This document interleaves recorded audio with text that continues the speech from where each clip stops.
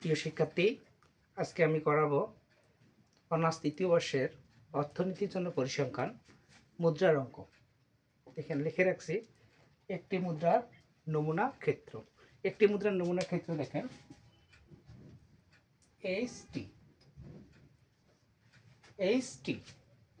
এসতে দেখেন এসতে head, S head, head মানে হলো মাথা, টিতে হলো টেল, টেল মানে হলো লেস। এখানে হলো মোট ফলাফল,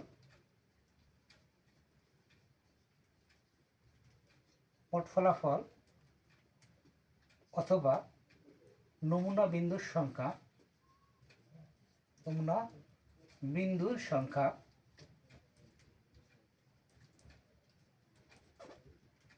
দুটি।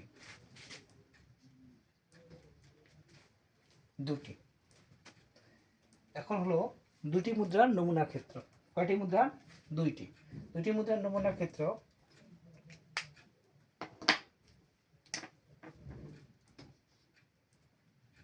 দেখেন, এদিকে একটা এসটি, এইদিকে একটা, একটা মুদ্রা আর একটা মুদ্রা, দুইটা মুদ্রা এইচ এইচ। দেখেন H H, H T, H H, H T, T H,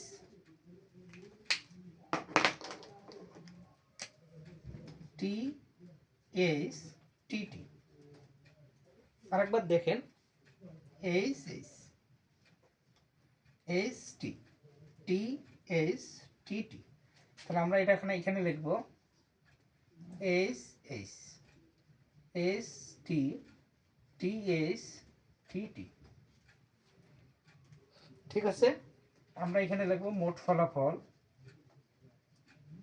মোট ফলাফল অথবা নমুনা বিন্দুর সংখ্যা,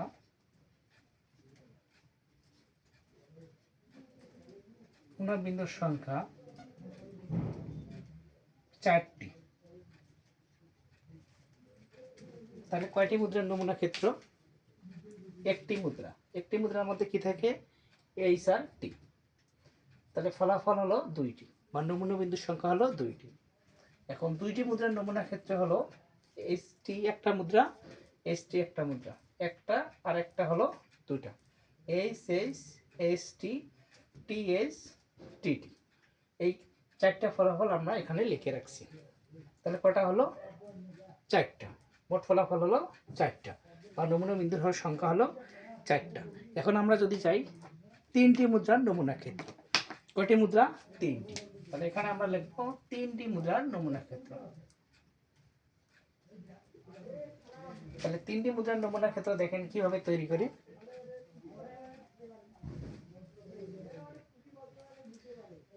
এইখানে দেখেন H H, H T, T H, T T.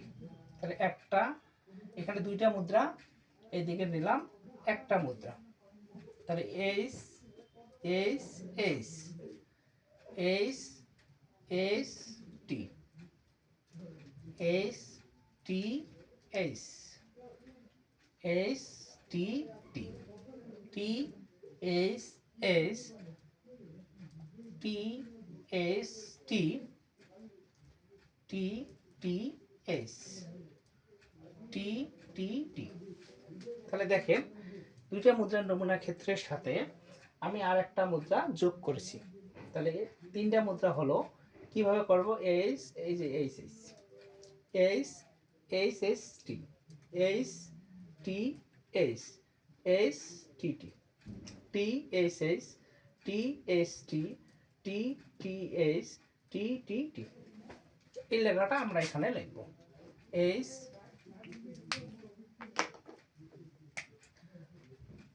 H H H, H H T, H T H, H T T, T S S T S T T T S T T T. মোট ফলাফল হবে 8টি। কয়টি? 8টি। ঠিক আছে, তাহলে আমরা 3টা মুদ্রার নমুনা ক্ষেত্র তৈরি করলাম। এখন আমরা যাব হলো 4টি মুদ্রার নমুনা ক্ষেত্র।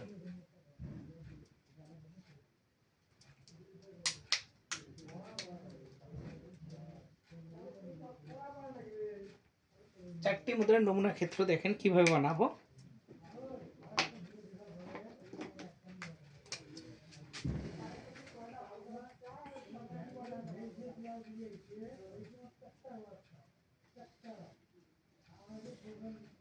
S S S T T S T T.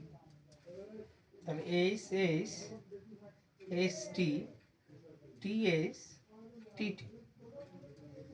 গুণ করে দেই S S S S S S S T S S T S S S T টি।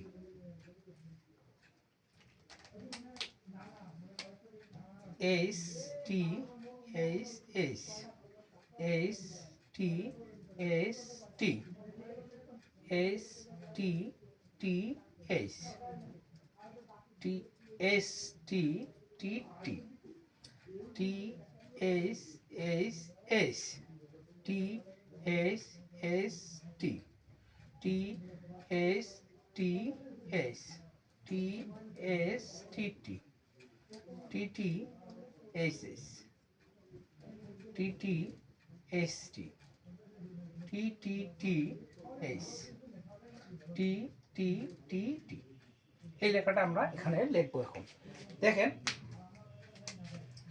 এখানে হলো H H H H H H H T H H T H H H T T H T H H H H H T H T H T T H.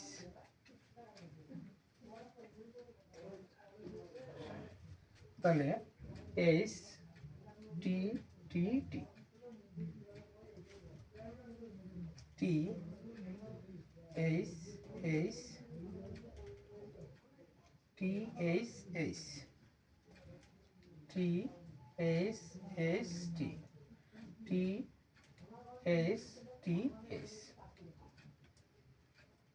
T H T T T T H H T T H T. তারপরে হলো টি T H T T T T. মোট ফলাফল হলো 8টি।